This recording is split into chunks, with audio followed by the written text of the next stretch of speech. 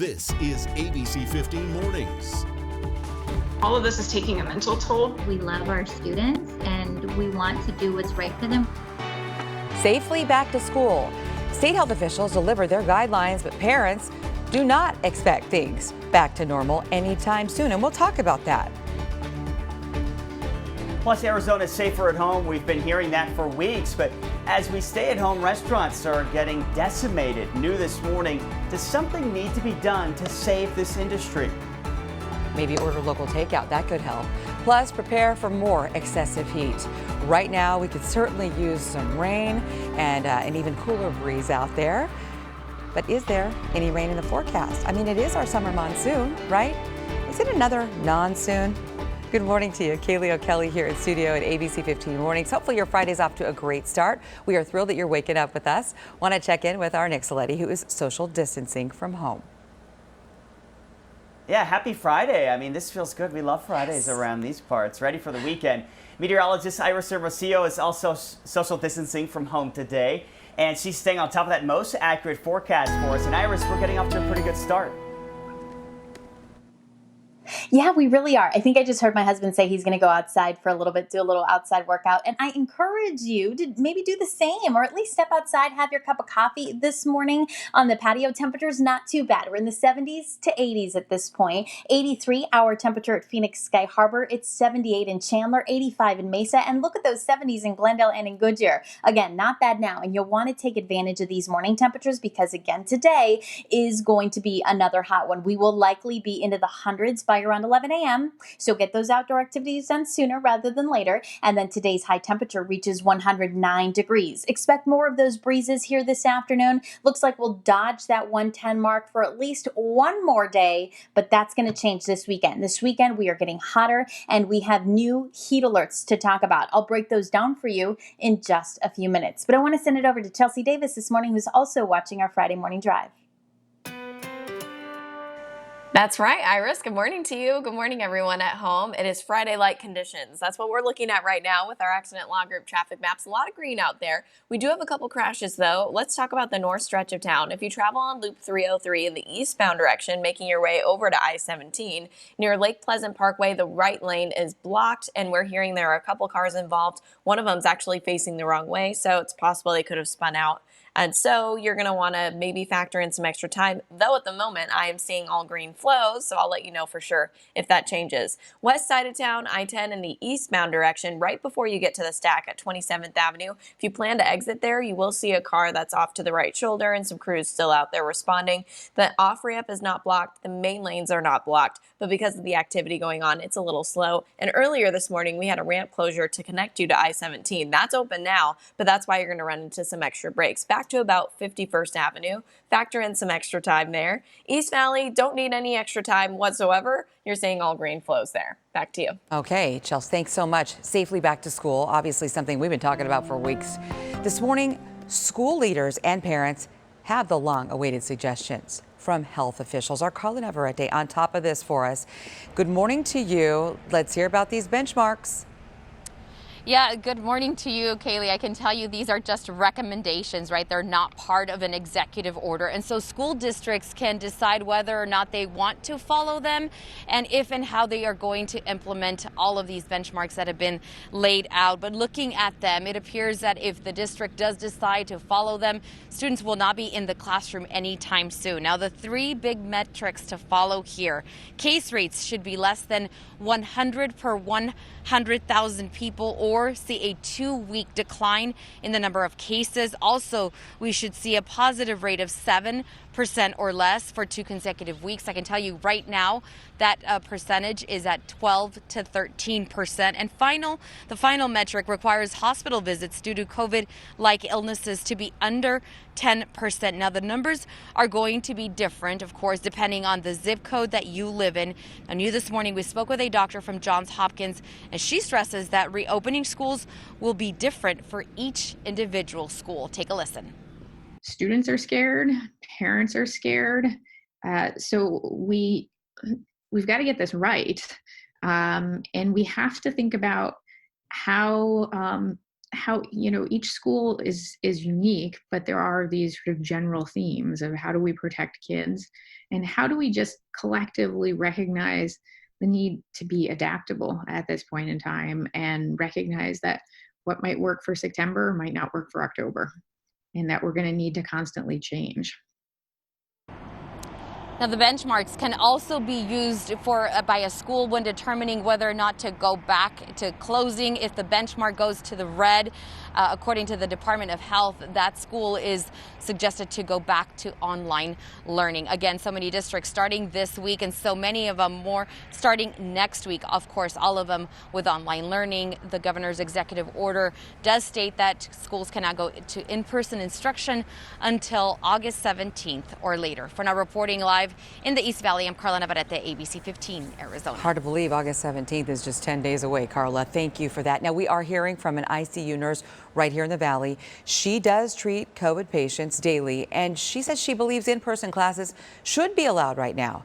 And she's asking us to keep her identity anonymous.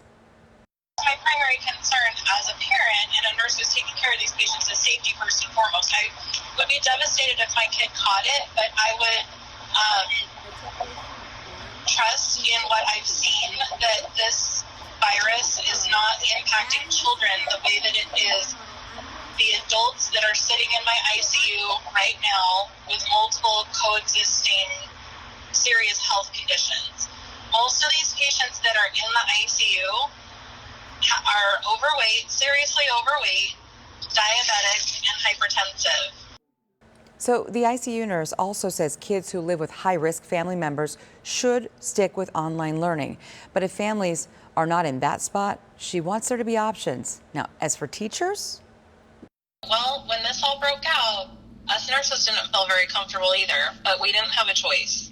And it's not so much as having a choice, but this is what we're called to do. This is our job. This is our professional responsibility, and we have to put the processes in place to make it safe. And she goes on to say that when it comes down to it, she knows we can get kids back to school safely. ABC 15 is committed to helping get our kids back to school safely. Right now on our website, you can track the reopening plans for all Arizona school districts. Also, what county health officials say is needed before opening classroom doors. You can find it all right now by going to abc15.com/schools. New information right now on that surprise classroom that was interrupted by a sexually explicit video. Administrators from Legacy Traditional School sending an apology note to parents. They say police were contacted and the student involved is being disciplined. The school says the student created a fake email account to gain access to this live online learning session and then shared the inappropriate video. The district is also reviewing security protocols. New this morning, CVS Health expanding its free rapid COVID-19 testing in the Valley. The new testing site is at 43rd Avenue and Bethany Home, not far from the 17. The company says this is part of their focus on increasing community access to coronavirus tests. You do have to pre-register for this appointment. CVS says you'll get your results on the spot. There's also a new testing site opening today in the East Valley. Hamilton High School will serve as a COVID-19 testing spot beginning this morning. The tests will be conducted through Embry Women's Health. The testing comes 2 days after the Chandler School Board decided the entire first quarter will be online for students. 6:08, closer to a deal. The two most powerful politicians in Congress say they will strike a coronavirus relief agreement soon. Mitch McConnell and Nancy Pelosi both say a deal will get done, but no one is claiming victory. Frustration is that we could have passed a very skinny deal that dealt with some of the most pressing issues. We should do something, and we should do something big, and we should do it in a way that is bipartisan, as we have done every other bill. Now, Pelosi goes on to say, quote, "We will find a solution." The two sides are still trying to find compromise on unemployment insurance and school funding. It's at Lori Daybell, the mom of two missing kids with ties to the Valley who were later found dead, is waiving her preliminary hearing. She was scheduled to be in court next Monday. That means her case now heads to a district court where she will enter that plea. Daybell and her husband Chad are both facing charges in connection to the disappearance and deaths of her kids. A Valley man behind bars this morning accused of kidnapping and sexually assaulting at least 4 women. Investigators believe there are more victims out there, too. Authorities say this guy, the suspect, preyed on homeless women in the area of 19th Avenue and Dunlap. MCSO has created a task force with Phoenix and Glendale police departments reviewing old sexual assault and kidnapping cases. Up next here on ABC 15 Mornings, kitchen closed. New predictions show that we are up to possibly 100,000 restaurants that could close by the end of the year. So does Congress need to step in and do something about this to save the industry? A lot of the owners think so. Could be a story that might have you ordering local takeout tonight. Plus, win and advance. It has been a very long time since we have been able to say playoff hockey here in the Valley. So in a matter of hours, that could change, Arizona.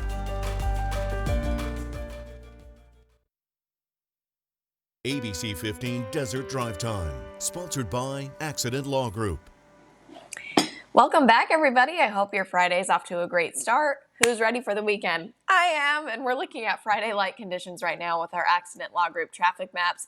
Maybe you're heading into work, maybe you're heading out of town. Either way, you don't have any big delays to worry about. Look at our desert drive times. They're all below average for this time of day, especially on I-10. I'll get to that in a minute. East Valley overall showing green conditions. US 60, Loop 202s, I-10, Loop 101. North Valley also looking quiet until we zoom in a little bit more on Loop 303. In the eastbound direction, when you're trying to make your way closer to I-17, right near Lake Pleasant Parkway, we have a crash and at least 2 vehicles involved with this one facing the other way, so maybe it spun out. So the right lane is blocked in that area. We're not tracking delays with it right now, but that could change, so I'll definitely keep you posted. West side of town, I-10 looks much better this morning. In the eastbound direction near 27th Avenue, we still have a crash that's right near the off-ramp. It's off to the right side. No main lanes are blocked, but check out our ADOT camera just behind there. We're looking at I-10 near 43rd Avenue, and all the brakes that were there just 10 minutes ago are gone, so you don't have to worry about it making your way into the stack or over to the mini stack. Let's check in with Iris. Good morning. Hey, good morning to you, Chelsea. Well, I just stepped outside just to take my own advice, right, and take advantage of these more comfortable temperatures here this morning. And I can tell you, it's pretty nice out there, especially because the sun is still fairly low and it's not feeling too bad out there. Our temperature is at 83 degrees here at Phoenix Sky Harbor. Winds out of the east at 6 miles an hour. Dew points also in the low 40s, so that gives us a relative humidity of 24%. You'll notice it's feeling a little drier out there again this morning, and that's also the reason why temperatures continue to fall into the 70s to 80s because of a combination of clear skies and that drier air, allowing those temperatures to really cool off here in the deserts. Temperatures right now across the valley in the mid-70s, and surprise, it's 77 in Peoria. Now we are back into the 80s in Goodyear, Levine, and Glendale. You're right at 80 degrees too. 77 in Chandler though, and 78 in Gilbert. We're also down into the 70s in Mason now, and 79 in Tempe. Still in the low 80s in Scottsdale, and 79 in Deer Valley. So all in all, get outside if you can within the next couple of hours before we start to get a little bit more uncomfortable out there. Check out those temperatures across the state too. We're at 70 in Sedona right now, 66 in Prescott. Flagstaff down into the mid 40s this morning, and the Grand Canyon still in the 30s to start the day. But like the valley, we're not going to stay this cool all day, of course. Up north, we're going to warm up too. Today's high temperature 82 degrees in Flagstaff, 86 at the Grand Canyon. We'll be in the upper 90s in Kingman and in Globe, mid 90s in Sedona, and Heber and Sholo both topping out at 87 degrees. Meanwhile, Phoenix tops out at 109 degrees. We're looking for highs right around 107 to 109 all across our valley cities. Still running above the normal high for this time of year, and still staying just below that 110 mark. Yesterday, we reached my forecast high of 109, so we dodged that 110 mark yesterday. Think we're going to do it again today, but then likely not tomorrow as we get hotter through the weekend. So here's how your hour-by-hour planner shapes up for today. Temperatures in the upper 80s by 8 o'clock, 90s after that, 100s by 11, getting breezy going into this afternoon with that high at 109 by around 4 o'clock. If you're going to be venturing outside, don't forget that sunblock, our burn time at under 10 minutes, and our air quality still in the moderate range through today for ozone and particle pollution. As of earlier this week, we are at 32 days so far this year with high temperatures at 110 or higher. The all-time record is 33 days. I think this weekend We're going for that record and possibly surpassing it and setting a new one. Tomorrow, look for a high of 110, and then by Sunday, 112 degrees with a new excessive heat watch that goes into effect Sunday and remains in effect through Monday evening. It's possible this could be upgraded to a warning and extended because look at that forecast. Highs near 111 to 112 for most of next week. All right, Iris, thank you. Starting tonight, the city of Los Angeles will cut off power and water to homes and businesses where recurring large parties are taking place without social distancing. The mayor warning people violating the city order is punishable by a fine and even jail time. Authorities in Beirut are asking for international assistance right now after that massive explosion earlier this week. Volunteers with the Lebanese Red Cross are there on scene. They're helping victims along with the Lebanese Food Bank, and both are taking donations right now. YouTube says it's banned more than 2,500 Chinese accounts between April and June for running what it calls a coordinated influence campaign. The accounts were all hiding propaganda messages and misinformation about race protests and the coronavirus. 6:18, more time at home likely means more time spent online, right? With our timelines dominated by the pandemic and the election, this is taking a toll on a lot of you and how maybe you're using social media. So there's a new study from Ohio State, and it shows about a fifth of people are taking a break from social media. Maybe you're just going, nope, going to put the Facebook thing on hold for now. Mental health experts say that is not surprising. We're hardwired to see the negative. We're hardwired to see things that could harm our well-being. And that's what we tend to see. So the experts go on to recommend taking control of your feed by blocking or maybe even just muting people who tend to share negative or upsetting posts, and also just limit your time online.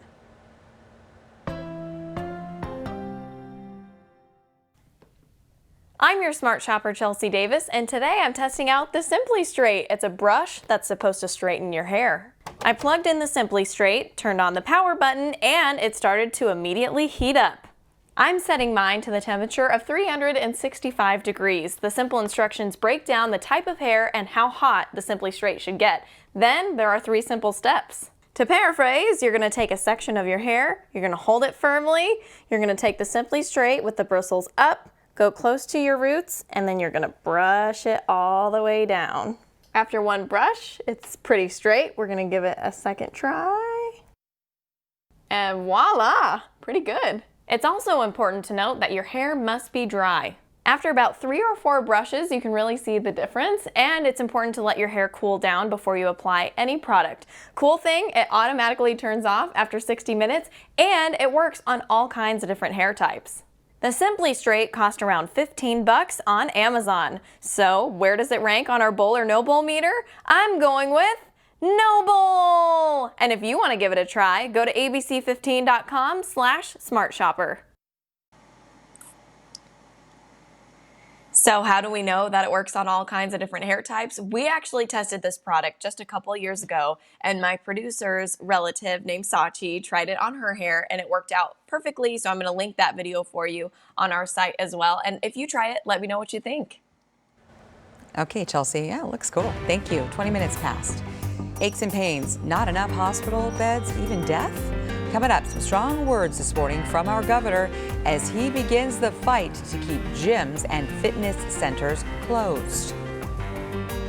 Plus, Phoenix Rising versus New Mexico United this weekend. You can watch all the action live on the CW61 Arizona Saturday at 7:30, or stream it live on the ABC15 mobile app, Roku, and these streaming devices. Need a reason to order takeout from a local restaurant this weekend? Well, the Independent Restaurant Coalition says 1 in 3 across this nation could end up closing permanently. Our Mark Thompson live this morning, and Mark, owners are hoping for help from the federal government now. Good morning. Indeed, Kaylee, good morning to you. And COVID-19, as we all know, it delivered a crushing blow to restaurants back in March. And now 5 months later, the entire industry is still struggling. But there is a glimmer of hope. Lawmakers in Washington, they're discussing the Restaurant Act. That's a piece of legislation that could allocate well over $100 billion in grant money for restaurants. A month ago, Governor Doug Ducey signed an executive order requiring restaurants with indoor seating to operate at less than 50% capacity.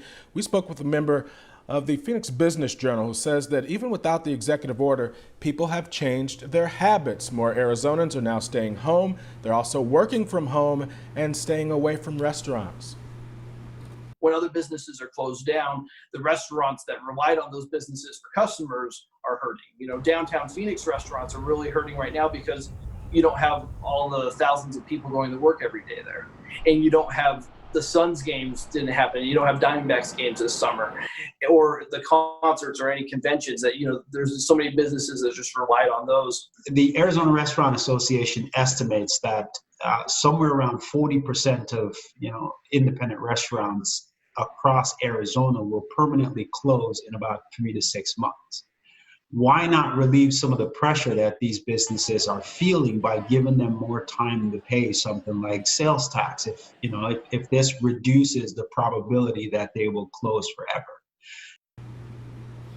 Now, that was Dwayne Allen. He's the co-owner of the Breadfruit and Rum Bar in downtown Phoenix. He shut his doors back in March. He laid off employees, and now he worries about them since the enhanced federal unemployment benefit ended at the end of July. Now, Democrats, they want to extend that weekly $600 benefit into next year. Republicans want it to be something a little bit less, but we'll see if they're able to reach a deal on this one and work out the differences the two sides have coming up later today.